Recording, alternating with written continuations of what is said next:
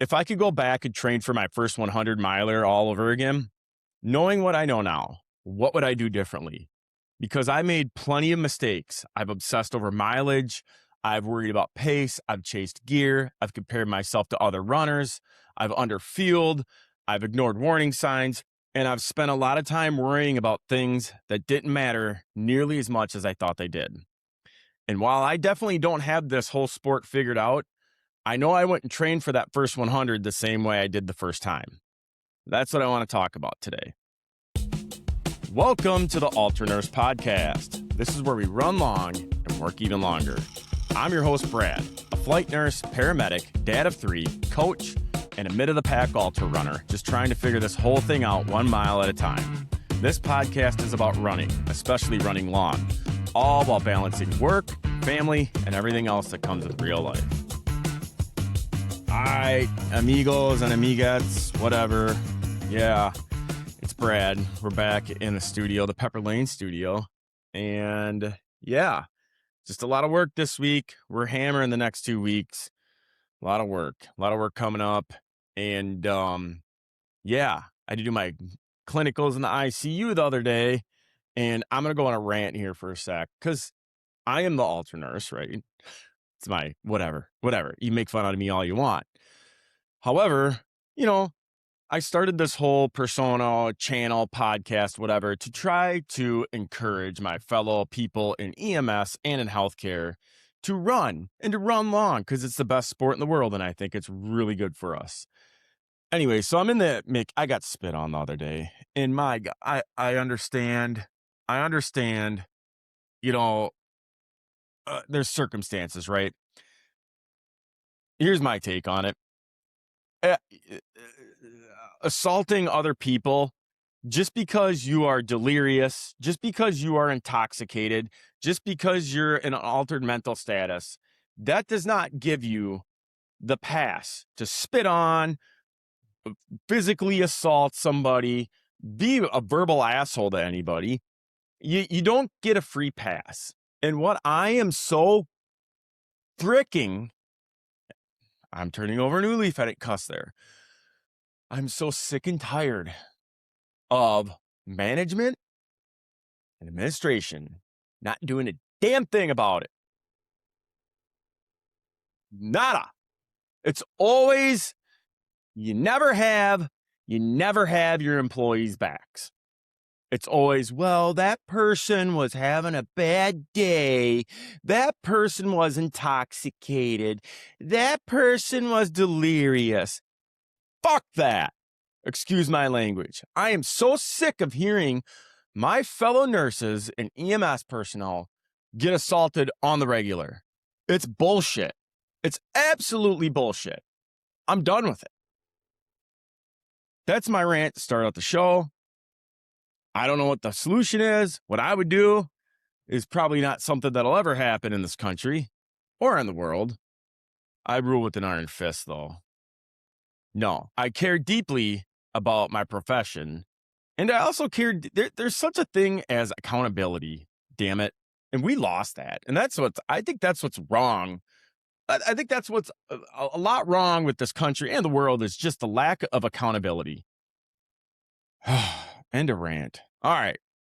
Back on point. That's my rant today. Ugh. Nobody's going to listen. Everybody tuned out. They're like, this guy is raging. We don't want to listen. All right.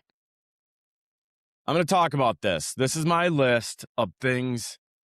Let's talk about running again and happy thoughts. Like that happy Gilmore. Go to your happy place. Go to your happy place.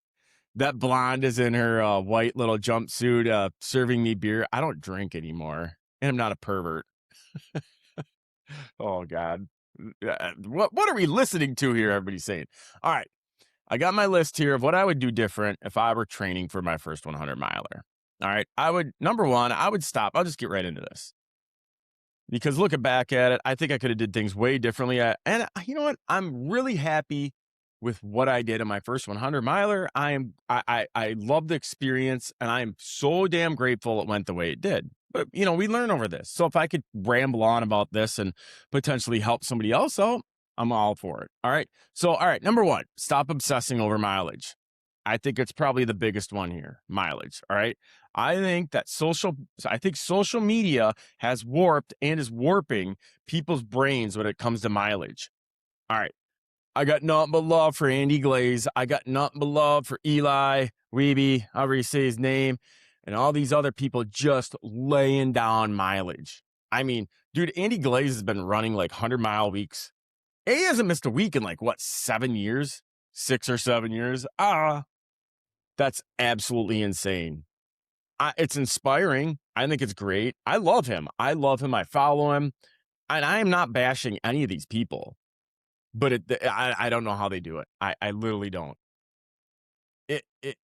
It's crazy numbers. And it's making people feel like that's the standard. And it's making, I mean, I feel like I'm behind sometimes, right? You feel like you're not doing enough. You're always feeling like you need to do more miles. So if I back up, I would not obsess over mileage. I really would not. I would stop that. Because your body actually doesn't know mileage. It really doesn't. Your body, here's what your body understands and knows. Your body knows stress, it knows effort, and it knows duration. It's for real. You don't have an odometer in your body. I know some people probably argue with me. But if I was training for my first 100 today, I would train much more by time and perceived effort than by mileage. Seriously, I switched over and I know I still got bad habits. If I'm if I'm running for 2 hours and I'm at like 979 at the end of 2 hours, I'm going to round it up. Old dog. I'm an old dog, right? But I'm not going out to be like, I need to run 10 miles a day. No, it's going to be, I'm going to run 2 hours at this effort, right? So instead of saying like, what I just said here, instead of saying 20 miles a day, I said, I'm going to go for a 4-hour run. That should net me roughly around 20 miles, give or take. That's a big difference though. Cause like a 20-mile run on like flat crushed limestone, like if you're from the Dubuque area, like the Heritage Trail, it isn't the same as 20 miles out up and down Ecology and Mount Swiss at the Swiss Valley here. It's not the same as 20 miles in the mountains. It's really not. It's not the same 20 miles in the heat. It's not the same 20 miles on technical terrain. So the time on the feet matters, your effort matters, and the consistency matters more than anything. And I think that a lot of us I think it's getting a lot better with social media too. Like that contradicts everything I just said at the beginning of this. But I do, because I think there's a big push now, especially like, hey, my coach in the coaching group that I go through, Everyday Ultra, big shout out. Awesome podcast, way better than this podcast. This podcast is a dumpster fire. No, but great podcast. But like Joe and them, they talk about it all the time. And so I think it's gaining traction here. I think it's getting better. So like runners, still though, way too many runners are chasing arbitrary mileage goals. Now, do we need some bigger weeks? Hell yeah, we do. Sure we do. I mean, will there be like 60-mile weeks? There's probably going to be 60-miler weeks. There's going to be 70-mile weeks. There's probably going to be 1 or 2 70-mile weeks. But you don't need like 80, 90, 100-mile weeks to finish 100 miles. You just don't. And again, more isn't always better. Better is better. Put that on a cracker t-shirt. I almost said that stale cracker, that Cajun dude that cooks jumbo on a gumbo on Instagram all the time. He's awesome. Go watch some of his stuff. He's wild. All right, number 2, I'd focus more time on feet. All right, it kind of ties directly into mileage. The longer I've been in the sport, the more I realize that 100 milers are won through durability. And so can you keep moving? Can you keep eating? Can you keep thinking clearly? Can you keep making good decisions? Now that's debatable. We're working in healthcare. We're EMS people. We never make good decisions. No, we're good decision makers. And we are good decision makers like when it matters, right? Can we keep moving forward when you're tired? That's the whole ball game, people. That is the ball game of running ultra marathons. If I were training for my first 100 again, I'd focus heavily on time on feet. Really long, easy runs. Long hikes. I'll get to that in a little bit. Back-to-back days. Learning what happens after 4 hours of being on your feet and running. Maybe after 6 hours. After 8 hours, I don't know. Some of the best training I've ever done wasn't particularly fast. It wasn't like sexy training. It wasn't Strava worthy. It was simply pretty much spending time moving. Sometimes after work, I've talked about that before. Like when I get off my shifts, sometimes on tired legs, like on the back to back days. No, now don't misunderstand what I'm saying here, because recovery is super important. And you shouldn't run exhausted every day, but you do need to learn how your body responds when you're exhausted and tired. Because newsflash, your body's going to get to that point in a 100-miler. And the more familiar with that feeling, the better you're going to be able to handle it when it comes. All right? And I just said I was going to get to this, number 3. Learn to hike early. This one kind of cracks me up a little bit because, I mean, I was so guilty of this. Like, runners treat hiking like failure sometimes. It's really not. Hiking is a big part of ultra running. I don't know why they call it running, because half of it's probably hiking. I don't know. A good chunk of it is hiking. And unless you're an elite athlete, like running a relatively flat course, you're going to hike. You're going to hike a lot. So why not get good at it? Learn to power hike. Power hiking is different than running. It is. It really is. Learn to do it efficiently. Learn how to use your arms. Learn how to maintain a good effort uphill hiking. Learn how to preserve your legs. All right. The goal here is efficiency, not to run every step of the race. The goal is efficiency and forward progress, relentless forward progress. You see it all the time in these ultras. The runners absolutely just destroy themselves, right? Show up and blow up. And then they just struggle later. And I mean, how many DNFs are caused? It has to be the second leading cause of DNFs. First one is probably fueling. The second one, it has to be going out of the gate too fast, not walking early enough. So learn it, use it early, practice it often, and leave the ego at home. All right. Fuel every long run. Oh my God, I was so bad at this. Race day is not the time to figure out nutrition. I think we could all agree on that, right? Your gut needs time to train just like your legs, for real. You can't show up and be like, oh, I'm going to eat gummy bears or use these gels. You have to prepare for it. You have to prepare for it. If I were doing the first one, I did not do this. I just kind of ate gummy bears. Oh, I'll eat at every aid station, solid foods. I didn't use any gels. I think it's a big mistake. I'd practice fueling with gels in carb water or whatever, and supplementing at the aid stations. And I would practice that consistently on my long runs, every dang long run, every long hike, and every key workout. Practice your fueling. You know, the lit out there, I think it's like, I'm at 90 grams per carbs an hour. And at 60 to 90, people, you got to get up to that and keep an eye on it. My Chorus watch beeps at me every half hour. Get it out. Or you could set it to every hour. There's no excuse not to do this. You can mix your own. Look up recipes. It's like maltodextrin, fructose, whatever. Mix it up. Get a flow bottle. Mix your own up. It's relatively cheap. Or just bite the bullet. Get some gels. Practice. And you got to gut train. You can't go right to 100 grams of carbs an hour. You're going to shit yourself. You know, maybe the first day, try 30 grams of carbs an hour. It sits well, move up to 50, 60. You get what I'm saying. And then figure out what works, figure out what doesn't work, right?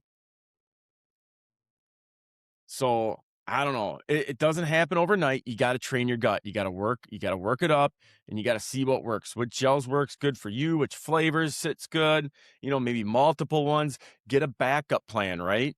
And hydration, keep it simple, dude. Keep your hydration simple. Oh, everybody is getting a fucking sweat test now. Excuse my language. I am just in a mood today. I'm going to take a sidestep here. I'm in a mood. Dude, I love my yeah. I would see my children or heard from them in like 4 or 5 days. It just wears on me. So I'm in a bad mood today. All right, back on point. Enough of me. Enough of my sob story. It's my own damn doing. Well, I'm not getting into that.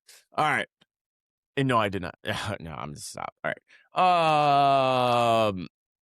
All right, where were we? Okay, back on point here. Hydration. I was like, you gotta get a sweat test. Oh my gosh. You know what? I think you could read a few studies here, and now everybody believes, okay, your DNA is gonna you sweat the same concentration every time that you sweat. It's gonna be the same concentration because your DNA. It has some truth to it, but there's a lot of there's also other circumstances in there. Yes, that has a big point on it. But the thing you're not thinking about is you have no freaking clue how much fluid you are actually losing. You have no idea. No idea. There's so much factors that go into it. One is the heat outside. One is the humidity outside. It could be your altitude, where you're at with altitude. It could be, you could be stressed out. You could be sick and not know it. Your metabolic rate could be going haywire. I mean, you lose it through your breath, you lose it through your skin, you lose it through your piss, you lose it through your poop, right? You could be throwing up, whatever. But I mean, you can get them things that people pop on now and it says, oh yeah, you're losing this much fluid. You have no freaking clue. It might get you maybe a decent ballpark range. I'm just not a fan of it. I'm not a fan of all the bells and whistles with the hydration. I think my personal belief is the way to go about hydration is, are you thirsty? Drink water. Are you peeing? Are you peeing? Oh, you haven't peed in like 6 hours? Guess what? You're dehydrated. Your piss is dark. You're dehydrated. Drink water. You can go the other way too, and you could overload. And overloading might be worse. It is worse. Oh my gosh. I'm having a brain fart. Hyponatremia is far more dangerous than hypernatremia. That said, you just don't want to plow in like 3,000 milligrams of electrolytes either. I don't know. You got to practice this stuff. You got to find out what works for you. All right. Dude, listen to your body. Okay. And stop looking for a magic formula for everything. All right. Just, you got to practice it. All right. Number 4 or 5, whatever one we're on now, strength train year round. If I go back, I'd strength train year round, not just during the winter. Okay. If you just strength train during the winter, you lose it. You lose it within a month. It's all gone. You get no benefit from it. That's science. That is science. I don't care what. No, stop it. If you're going to lift all year round. You have to. If you're not going to do it all year round, then don't do it in the winter because it's worthless. No joke. That's what it is. Look it up. Look it up. All right. But for me, I like to strength train. I'm not doing it just during the winter. I'm not doing it when I'm just injured year round. I think the evidence is pretty clear. It's strength train. It improves performance. It improves your durability. Although somebody will be like, "Hey, didn't you just have a stress fracture?" Yeah, well, I was freaking sending it. And shit happens to. Anyways, improves durability statistically. It helps maintain your muscle mass. Super important, especially if you're a female over the age of 40 or 50. And if you're a dude, you better be lifting, in my personal opinion. Especially when we get older, people, it's good for you. It's really good for you. And my current injury wasn't caused by strength training. It was not. It was caused by ignoring warning signs early. And that's on me. That was on me. It wasn't on the strength training, and it really wasn't on the running. It was on my failure to listen to warning signs. Had I listened to it, I probably could have shut it down for a week and then come right back. No, I didn't. I think that strength training belongs in every serious endurance program. I like feeling strong. I like feeling athletic, and I like being capable of running outside. I really do. And if I were building a 100-mile plan from scratch today, strength training would be non-negotiable for me. It would be. Now, some people, they don't want to do it. That's fine. That's perfectly fine. You can get away with it. But again, what I said in the first part, if you think you're just going to do it in the winter and that's going to give you benefits, it gives you no benefits whatsoever. You lose it all. All right. All right. Number 5, run easier. And this this is one for me, just as everybody listening. Run easier. Seriously, most runners run their easy runs way too hard, especially when they're in shape. Dude, I was sending a lot of my easy runs. It was stupid. I was feeling good, you know, and this happens too when you get good weather, right? You start pushing it. You start looking at your watch. You start racing Strava. You start hitting segments, and before you know it, your easy day isn't easy anymore. And then that's just stupid because most of your runs should feel easy. They really should be a conversational pace, a comfortable pace, the kind of pace where you finish and you think, yeah, I probably could have kept going. Uh, a lot of runners live in the middle zone. It's not easy enough to recover, not hard enough to create major adaptations, just hard enough to beat themselves up. Run easy. Save your energy for them workouts that matter, like the long run, like your long days and your VO2 max and threshold days. Okay. What number are we on? 6? Help me out, people. All right, 6. Care more about recovery. Oh, this is one I learned recently. Recovery matters a lot. There's my Dumb and Dumber reference. Training is half the equation. Recovery, well, it's a third of the equation, right? I consider it training, recovery, and nutrition. All right. But so it's a third of it, right? Recovery is actually where your adaptation occurs. Your sleep. I'll add in nutrition here. Your stress management. Oh my God, I am just beyond stressed right now. I need to fix that. I really do. I was doing good for a long time. This is like a bitch session for me today. No, I was doing good for a long time. I've just been really, really super anxious lately. I don't know why. Well, I know why, but I ain't gonna air it out here. Anyways, stress management. Those things matter. They really do. During an injury, I really dialed in my nutrition. I paid attention to the protein, the calories, my food quality, my micronutrients. I felt, and I still feel fantastic, right? Focusing more on your sleep, get that room cold. I love my room cold. It's proven that cold rooms help you sleep better, make it dark, make it quiet, or run a fan, whatever you need, create better habits, right? I'd prioritize recovery much earlier if I'd go back. Because you cannot train poor sleep and rest. You cannot run a poor diet. I know we joke about it and you see it all over Instagram about eating like shit and, oh yeah, I'm eating cookies and aid stations are full, but you cannot run a poor diet. It's eventually going to catch up to you. So protect your recovery like it's part of your training, because it is. Oh man, I don't want to talk about this one. But I had to write it down. Stop chasing gear. It's so embarrassing to talk about this one for me because I'm a gearhead. Like when my heel started hurting, I convinced myself it was the shoes. I was like, these Salomons. No offense to Salomons, but I was convinced it was those. So what did I do? I bought a new pair of shoes. And then I bought another pair of shoes. And then another pair of shoes. Turns out it wasn't the shoes. I had a freaking fracture. The shoes weren't the problem. The heel bone was the problem. Gear is fun. I love gear. I really do. But I think we spend way too much time and energy chasing the next best thing there. The next watch with the features and whatever, and your next shoes that'll whatever run for you. The next pack that has 500 liters on it and you can carry 700 bottles and whatever. The next gadget. It's fun. But those ain't magically going to make you a better runner. Dude, I was watching the Barkley Marathons documentary again, and some of the packs that those dudes were carrying is like, and what in the world are those? And the headlamps, and I mean, they're given like what $1 watches and stuff, and nothing special. A lot on most of them runners, and I'm like, look at us now. It's crazy.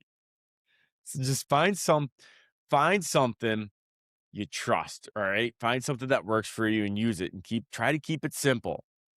Everybody asks me like, oh, what pack do I need? You know, I'm going to tell them Ultraspire because I love them. I love their packs.